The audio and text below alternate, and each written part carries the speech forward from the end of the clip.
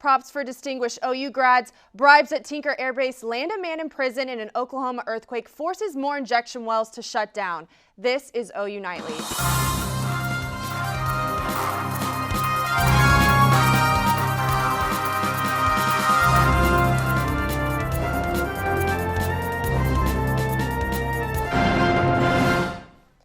The red dirt shook again last night as a swarm of earthquakes continue in Oklahoma. And again, the target was the area around Cherokee and Crescent in the northwest and north central part of the state. And OU Nightly has learned that once again, the State Corporation Commission is shutting down injection wells and restricting others. And all 5 earthquakes hit the Cherokee Crescent area last night. That brings the 2-day earthquake total to 10. And after reviewing the data, the state took action. In the Crescent area, it instructed the owners of 4 wells to shut down by November 26, and a number of other wells to reduce the volume of injected water by 50%. The actions are similar to those taken yesterday around Cherokee. After quakes rattled that area early Thursday morning, the commission ordered 2 wells shut down and told 23 others to reduce their injections by 40%. Commission spokesman Jim Palmer told us these shutdowns likely are not the last. He said after examining data over the weekend, further shutdowns are possible on Monday. Gaylord's Alumni Association honored 4 prominent OU alums today. Dick Pryor, an Oklahoma news legend who covered the state for 25 years for Oklahoma Educational Television Authority. The late Bob Berry Jr., a sports news anchor that followed in his father's footsteps. The 38th mayor of Tulsa, Kathy Taylor, and former Cameron University president Don Davis all received Gaylord's 2015 Distinguished Alumni Awards. BBJ's wife, Gina Berry, accepted his award. The other 3 recipients were on hand to accept the coveted plaque. And Thanksgiving came early for the LGBTQ community at the 3rd annual Queersgiving dinner. OU Nightly's Lindy Simpson joined the community at last night's event. For some people, the holidays are a chance for them to visit families and eat festive foods. But for some, going home isn't always an option. The LGBTQ organization on OU's campus has incorporated a new way for queer students to be a part of all the holiday fun. With other groups on campus having pre-Thanksgiving dinners, this group's name sets it apart from all the others, calling it Queersgiving. So Queersgiving was sort of a way that we named it so that LGBTQ people would know what it was, would know that it was for them. This unique holiday event has brought students from across the campus to support one another in a time when not all receive it from their families. So it's very important so that people don't feel like they have to just sit through the Thanksgiving holiday by themselves, like they're alone in the world. You know, we want to show them that we are here for them, like we are their family whenever they don't have one. The word spread via social media and a poster campaign. Every year we have about 60 or 80 people that show up. People just really seem to enjoy it. The LGBTQ Club plans to continue this annual event. Lindy Simpson, OU Nightly. The club says it will begin meeting again in the spring on Wednesday nights. Well, speaking of Thanksgiving, what is the weather looking like up to Thanksgiving, Sawyer? Yeah, that's right. So I'll have more on your Thanksgiving Day forecast coming up in a little bit. Go ahead and looking at our visible satellite there, you can see there's a low pressure system that brought all that rain across our area earlier this week, and our next rainmaker for Thanksgiving is still on off to the west. Now looking at our current temps outside right now, 68 here in Norman and Oklahoma City, 67 up in Enid, and 66 down in the southeast in Idabel. Now coming up in weather, I'll give you your game day forecast. We're having a hard freeze on Saturday, so I'll have more on that, and then I will let you know about your Thanksgiving Day. Ladies, back to you. Thanks, Sawyer. A federal judge has sentenced an Oklahoma businessman to prison. Christopher Hensley is the founder of Aerochem Incorporated, a paint removing company based in Oklahoma City. The DOJ charged Hensley back in June with conspiracy to bribe public officials at Tinker Air Force Base and the Corpus Christi Army Depot. Hensley allegedly bribed Army officials with wire transfers and cash in order for favorable treatment of his business. He was sentenced to 1 year and 1 day in prison with 3 years of supervision after his release. Hensley will also have to pay almost $25,000 in restitution to the Department of Public Defense. An Eden fire captain is on paid administrative leave for allegedly directing a laser light in the cockpit of planes. The FAA and Eden Fire Investigation Center is on Captain Denton Morgan, a 17-year department veteran. Eden police say that a UPS pilot landing at Eden's regional airport reported seeing a green laser shine into his cockpit. Morgan reportedly told police he was medicating his cattle with a dart gun that has a laser attached to it, and that's likely what was shining into the aircraft. And the battle for the blood of the Gruden is over. All week, OU students and others have been giving blood to save lives. A total of people donated blood at the OU Armory. Students in Stillwater have been doing the same thing. Next week, we'll find out who won the annual battle with our rivals at OSU. Plus, a famous movie series had its final premiere at midnight.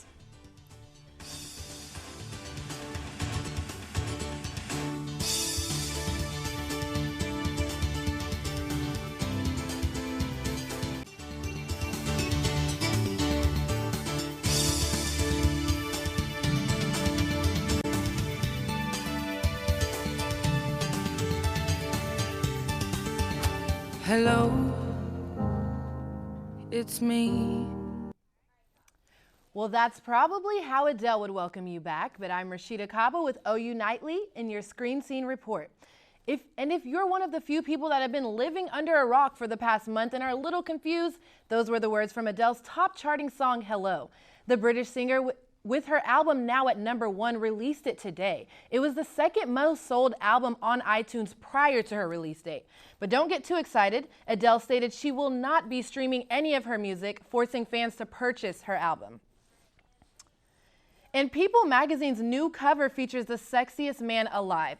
That's right, the distinguished honor goes to none other than the handsome David Beckham. Beckham is now among 30 men who've won this coveted award. You can get your hands on an issue today. And some fans are anxious for the release of the final installment of the Hunger Games Mockingjay Part 2 that premieres tonight. Sadly, this brings an end to Katniss Everdeen, the character that kickstarted Jennifer Lawrence's career. The series is the most successful film franchise in recent history. Mockingjay Part 2 is expected to bring in around $800 million. Back to you, ladies. Thank you. Well, I must say that time has been well to the sexiest man alive. Yes, David. I know. I'm pretty sure he's in his 40s, and he is still one of the sexiest Looking men. good, yes. Well, Sawyer, what's the weather looking like tomorrow? Yeah, that's right. Looking out over at the stadium, I'll let you know about this hard freeze and what your game day forecast is like coming up. Welcome back to OU Nightly. Now looking into the stadium, you can see a few high clouds up in the sky. We will have some more clouds build into our area as we go on throughout the overnight hours, along with a cold front that is going to bring some chilly temperatures. Now looking at radar across the United States right now, there is a low pressure system up near Kansas City that has a cold front trailing back that is just in the panhandle at this moment. And looking in a little closer, we can see that there's some snow up near Omaha, where that freezing line between Omaha and up near Iowa is. Now, looking at our overnight lows for tonight, 36 here in Norman, 36 in Oklahoma City, but there is that freezing line just up near Woodward and just to the west of Elk City at 33. Now, speaking of the cold and chilly conditions tonight, we do have some freeze watches and warnings in effect. These light blue over here in eastern Oklahoma and Green Country are some freeze watches, and then in the central part of the state, we have some freeze warnings in effect. So it is going to be pretty chilly tonight. Afternoon highs for tomorrow, we're not going to get much above what we were today. We're going to actually be below it. 44 in Norman, 43 in Oklahoma City, and 41 up in Bartlesville. Like I said, that cold front's going to come through, and it's going to keep conditions pretty chilly. And also with it, we're going to have some winds out of the north. Now you can see that cold front moving through our area right around 7 p.m. Those north winds are going to, or those south winds are going to shift from the north, bringing with it some of that Arctic air. 64 in Oklahoma City at 7 p.m. And then at 8 a.m. tomorrow, you can see this high pressure system that is going to be moving into Colorado, building into our area, bringing with it a lot of this Canadian Arctic air. 11 degrees in Denver, so it's going to be pretty chilly. And then 5 p.m. tomorrow, you can see that we are going to have some chilly conditions. 43 in Oklahoma City, 25 up in Kansas. And then 8 a.m. on Sunday, I'm going to step out just a little bit. A lot of the country still below freezing with this, so it's going to be a pretty big system. Your game day forecast, 36 degrees at kickoff, chilly conditions, those north winds at 5 to 10 miles per hour. And wind chills will be below freezing for the entire game as we go on throughout the end of the game. 31 degrees below freezing, and those winds will calm down from the north-northwest. Looking at your 7-day forecast, we have a 20% chance for some showers and thunderstorms as this cold front moves through tonight. 67 for high today, 44 for tomorrow, and then 52 on Sunday as we have some of the sun peek back out, 59 on Monday. And then as we go into earlier parts of next week, the system that is off the west coast right now will move into our area, bringing with it a 50% chance of some showers and thunderstorms for Thanksgiving. So Thanksgiving right now is looking a little wet. Oh, wow. Winter is coming. Thank you. You're welcome. And that's it for news, but don't leave just yet. Big Friday Sports is on deck. Our sports team gives you an extended look at what's happening in sports. Mason Prince is here with more. All right, thanks, guys. We've got it all for you today on Big Friday Sports, wrestling, basketball, and, of course, OU's biggest home game of the season against TCU tomorrow. Big Friday Sports is next with me and Ashley Davis.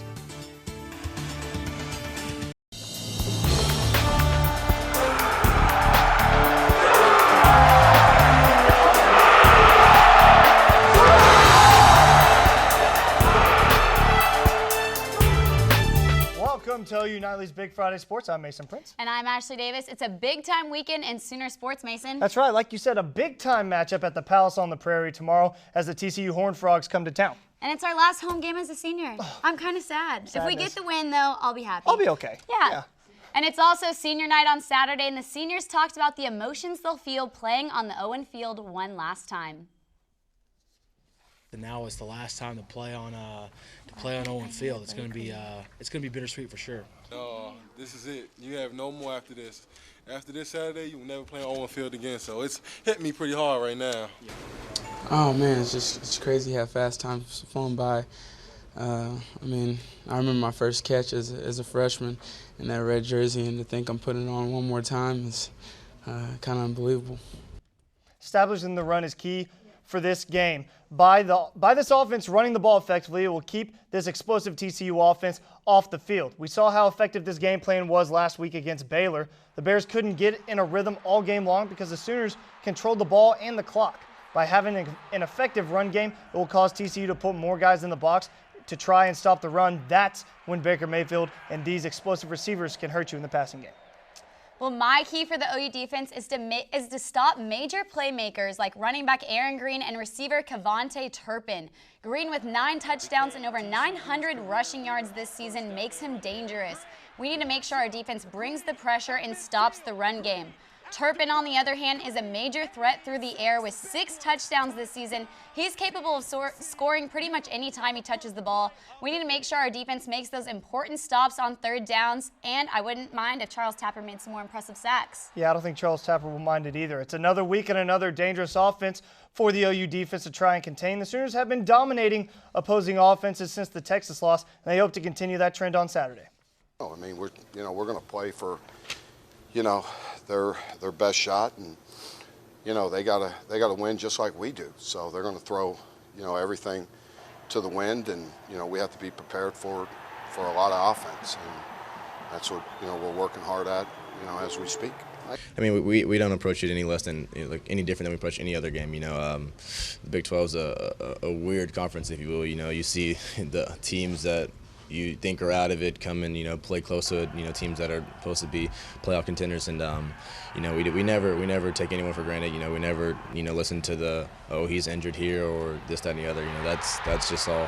It's all on paper. So we play for X's and O's, not names and whatnot. It's just knowing that you got the fan support. That's probably the biggest difference. But everything else, preparation and everything else feels the same. It feels like we're about to play Baylor all over again, because TCU can surely come in here and kill all our hopes and have us back just wishing we was doing things. So we got to treat TCU as if they're the #1 team in the country. Well, Baker Mayfield's Heisman campaign is completely underway with the national media. Some of his teammates are a little harder to convince, though. That's right, Mason. I mean, he's definitely a contender, according to Coach Stoops and ESPN, but his teammates are some tough critics. I don't see how he couldn't be.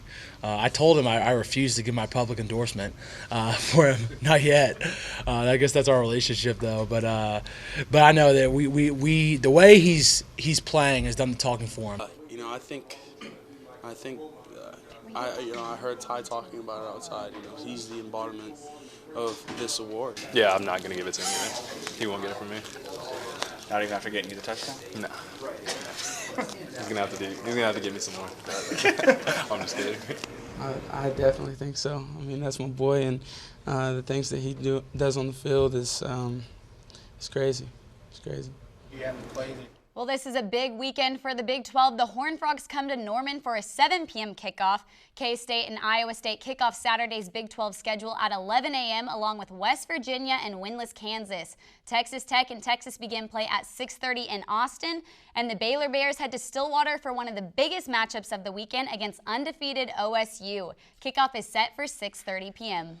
Well, the wrestling team handled their business last night, beating up on Northern Colorado 38-3. Led by #1 ranked Cody Brewer, the Sooners won 9 out of 10 matches in McCaslin Fieldhouse. The Sooners remain undefeated, 4-0 on the year. OU heads to Ann Arbor Sunday to battle with the #3 ranked Michigan Wolverines. And the women's basketball team soared past BYU after the home game last night, earning a 73-47 victory. 4 Sooners scored in double figures, led by Peyton Little's 21 points. The redshirt guard has been OU's top scorer in each of the first 3 games this season. The ladies head to Illinois to take on Bradley on Sunday at 2 p.m. Still to come on Big Friday Sports, Hunter McKee has a report on the college football playoff. And the undefeated men's basketball team hit the court tonight to face off against McNeese State.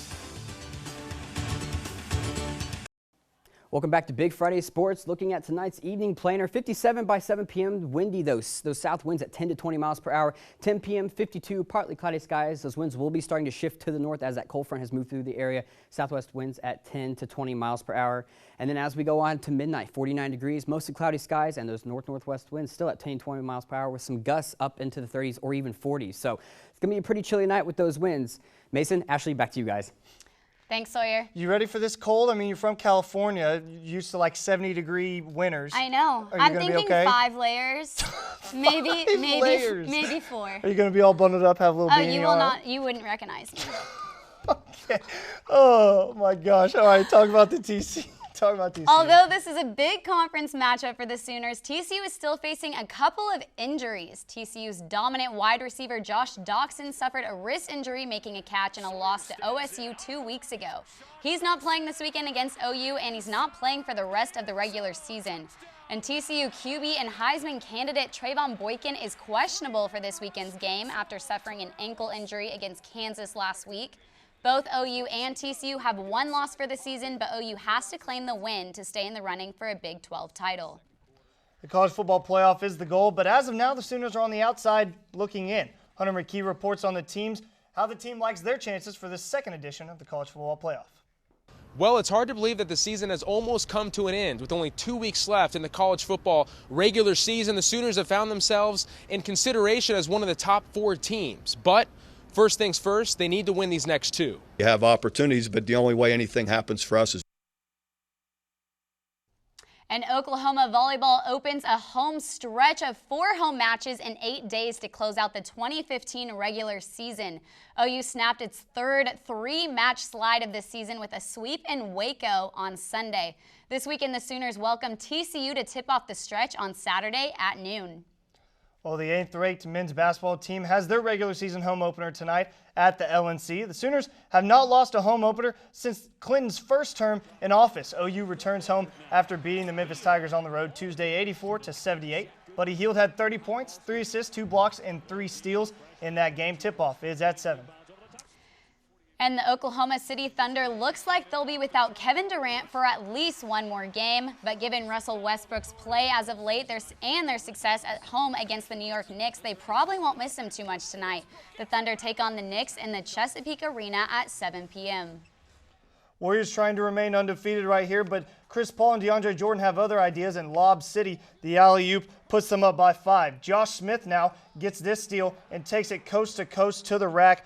Big-time slam, clips by 7, but Steph Curry, folks, he's doing Steph Curry things. A step-back 3 brings them to within 6. Warriors down by 2, and don't go for the pump fake, young blood. Steph Curry got him again. 3-pointer, Chef Curry cooking up a masterpiece with 40 points. Warriors remain undefeated. All right, so I'm going to get you on record now, Ashley. Give me a score prediction for the game. Oh, gosh. Well, the spread is 11, right? We're predicted to win by 11. Yes. I'm going to say that we win by 15. 15. Yeah. All right. I'm going to go with 45 45-28. Okay. I think OU's defense slows down TCU's offense. Who knows if Trayvon Boykin's going to play? Right. He's still questionable for the game, but we Right. know Josh Doxson won't be there, and he's a big-time player for that team. I don't think Boykin's going to play. I have a feeling. You're right. You see, I don't you think say he that. is. You say that when coaches say that it's a maybe and they're going to see how they handle it. Nila Casatati, if you remember earlier in the year, he was hurt and was a maybe on game day. Right. Walked out on the field and decided after warming up that he couldn't go. Right. So TCU's Trayvon Boykin may do the same thing. I agree. I agree. But I want to see the battle of the Heisman caliber quarterbacks. I want to see Baker Mayfield. I think it'd make it more interesting if he played for sure. Yeah, I think it would too. I think with a win, though, Baker Mayfield submits his Heisman candidacy, and he's ranked 2 on ESPN right now. True. On the Heisman watch, so he could jump all the way up. Thanks Right. for watching OU Nightly's Big Friday Sports. Be sure to join us back Monday for a look back at the weekend in Sooner Sports. And remember, Sooner Sports Pad comes your way on Tuesday nights here on OU TV. On behalf of our OU Nightly team, have a great weekend. Good night. It's our last Sooner Sports Pad next week. I know. Oh.